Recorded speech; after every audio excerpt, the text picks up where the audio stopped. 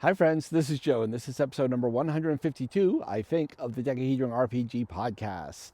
And as you can see, if you're on YouTube, I am recording this outside again, and it's a little cold today, but not so cold to stop me, and yeah, I'm trying something new. Anyway, so this episode is inspired by like two things I heard within the same week, and it was just one of those coincidences. I'm like, I guess it's in the zeitgeist, I'm going to talk about it. So the first thing was on Minions and Musings, which is Evil Jeff's podcast. Great podcast. Take a listen. But he was actually quoting another podcaster, Jason, of the Nerds RPG Variety Cast. You know what I'm going to say. Listen to it. And he was saying that Jason feels the game is incomplete if it doesn't have how to play. Things. You know, this is how you play a role-playing game. This is how you roll D20. This is what role-playing is all about. So that was one of them. Then on Riley's Diegetic Advancement podcast, again, great podcast, give it a listen. He said, he raised a question really. He said, what does a game need to be complete? And he was expressing some frustration with some game. I don't remember. I hadn't heard of it before. And he was saying that it felt incomplete to him because it didn't include like DM advice and setting information. And so I wanted to share my opinion on these things and what I feel about them and stuff like that. So that's what we're going to do. Let's do it. So the first thing I think a game needs, the bare minimum something needs to be a role-playing game, is a task resolution system. When it comes down to it, at least the way I play, every session is really a series of tasks that the player characters have to accomplish.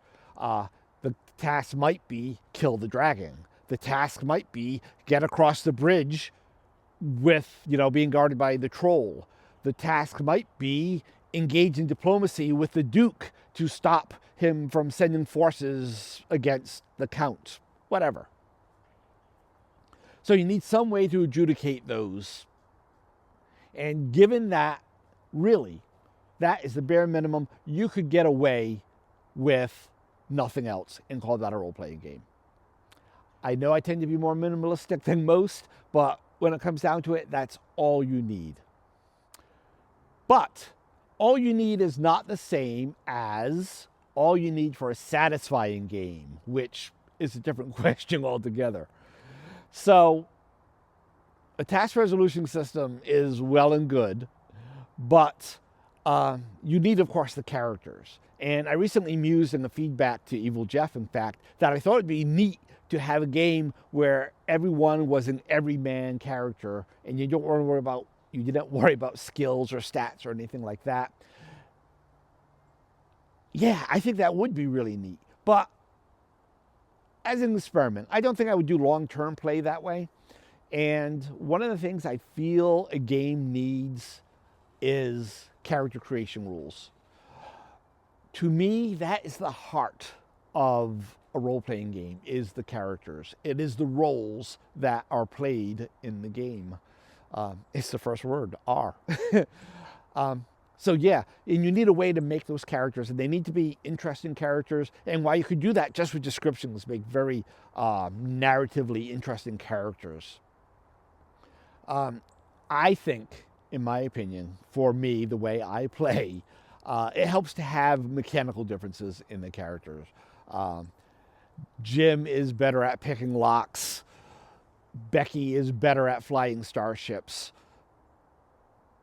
Sandra is better at casting spells. Whatever. I think that makes for more interesting play. I even like to put people in their little shoe boxes so each person has a thing that they can shine at when they're doing it. And kind of a negative example of this, I guess, is when D&D 5e came out. They had a starter set, and I actually went and I bought the starter set because I was like, it's a little bite-sized thing. Maybe it kind of be like their equivalent of basic. I could see how it's played and stuff. And it didn't include any character generation rules. I felt that was a big a big, ugh, it really turned me off. I think I gave it like an average review on Amazon. And man, did people slam me down and say that review wasn't unhelpful? The fanboys. How dare you say anything bad about something that says D&D about it? Yeah, whatever. Life goes on. So I think you need a character creation system, a way to make those characters. I like character creation systems to have disadvantages. I think everyone should have something that they're not good at, that they're afraid of, that they're whatever. The other thing I think you need for satisfying gameplay is, what's the word I'm looking for?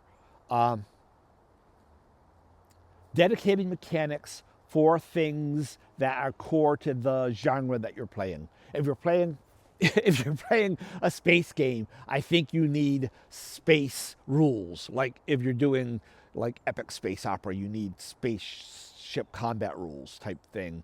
If you're doing a romance game, you need romance rules. If you're doing a diplomacy game, you need diplomacy. Stuff like that. D&D, of course, is about that swords and sorcery combat stuff. So you have a lot of combat rules, and that's appropriate for that genre. The other thing I think you need, and it actually comes on character creation, I guess, though, is a skill system. If you have those tasks, you need the skills that match the tasks. And personally, I like skill systems that are skill systems. But your skill system could be disguised as a class system or an ability system or an approach system like Fudge Accelerated does. But when it comes down to it, those are all really still skill systems by different names. So yeah, I think it needs that as well. All right, those are the things I think a game absolutely positively has to have. What are the things I think that a game does not need, and in fact, in some cases, shouldn't have? The first one, this isn't going to surprise anyone, is artwork.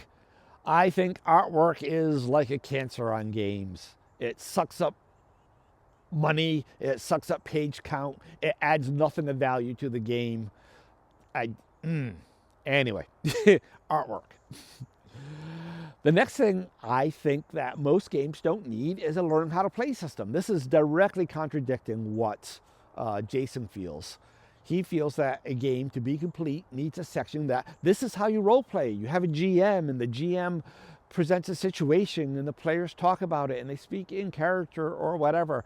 And I don't think that's necessary. I think for the vast majority of small press games, it is perfectly reasonable to assume that this is not going to be the first game that your player comes across. It's just a realistic expectation. We have the Juggernauts. The Juggernauts are D&D. They are Cthulhu. They are, what's the other one? Just running out of my head. World of Darkness. Star Wars, maybe I would put in the Juggernaut category. And if you're not one of those, and someone came across your game, they probably already know how to role play. And I think it's perfectly okay to say, you know how to role play. And when I'm reading one of these small press games and they start telling me, this is how you read a D4, I'm like, oh, why are you wasting time on this? And you're like, okay, Joe, just skip that section. But, I feel like I can't, because I feel like there might be something in there that they're doing differently. They're wasting these pages to tell me how to roll a D4. Maybe they're doing something weird with a D4. Yeah, so really, I'm okay skipping that whole section, saying, the usual thing you say, we assume that this isn't your first game, whatever. But, if you want to say something, refer them to a different product. Refer them to the old school primer. That's great. Refer them to a YouTube tutorial. I don't know, there's some actual plays somewhere. Refer them to a good actual play to watch. Yeah, so I don't think that's necessary. Settings. I've said it many times in the show. I don't like playing in other people's worlds. I am a GM. I like to create my own worlds. I equate a game with a built-in setting to that D&D Starter Edition that has pre-gen characters and no character creation. Why do I want a pre-gen setting? That's the fun of GMing, is creating this world, is populating it, is to think, well, if you have this kind of economic system, how would that affect, all the way down? how would these nations interact? How does this if you have a goblin invasion force coming up, that is fun. That is the GM part of the GM equivalent of making characters, making the world. So in explicit setting, I don't want it. In fact, I have a lot of the Tunnels and Trolls versions. I have a first edition facsimile, not original. I have a fourth edition original. I have fifth edition. I have 5.5. I have 7. There was no 6th edition, by the way. That's a long story outside the scope of this. And then they came out with like the ultimate edition. They called it Deluxe Tunnels and Trolls. It was kind of like Tunnels and Trolls 8th edition, but they called it Deluxe. And I never got it because half the book is Ken St. Andre's Troll World. Why do I want to waste all that money? Because it wasn't even a cheap book. I think it was like $50 or something. For half the crap, I don't care about it. I don't even want to read it. I don't care about your crappy game world, Ken. I have my own crappy game world. And I'm not saying I'm not saying that Troll World is crappier than any other game world. I feel that they all are, including my own. The only exceptions I make are Star Wars, although I wouldn't do that, but James would. Star Wars, Star Trek, and Paranoia, Bunnies and Burrows, because that's so off the beaten path that you kind of have to. But say Paranoia, and Star Trek for that matter, they don't need then, you have the game product, you have the game world product. They don't feel, I feel that they don't need their own rules, their own mechanics tacked onto them. You could just have this is Bunnies and Burrows world and let you play it with whatever rule system you want. You want to play that in D&D, play it in D&D. You want to play it in GURPS, play it in GURPS. In fact, there is a GURPS, Bunnies and Burrows. I own it. Great book. Stephen O'Sullivan, I think, wrote it. Great guy. So in explicit setting, not necessary. Implicit settings, I'm also kind of negative about. I'm a little more forgiving of them, though. So what I mean by implicit setting, implied setting, right? It's not this is Forgotten Realms. This is more like, actually, D&D is an implied setting, right? In D&D, you have, let's say AD&D, you have the monster manual, and the monster manual says that this monster is rare. Why? Because Gary thought it should be rare? Because in Greyhawk it's rare? What does that have to do with my world? Right? That's implied. He's implying that these monsters are rare because that's the way he wanted it.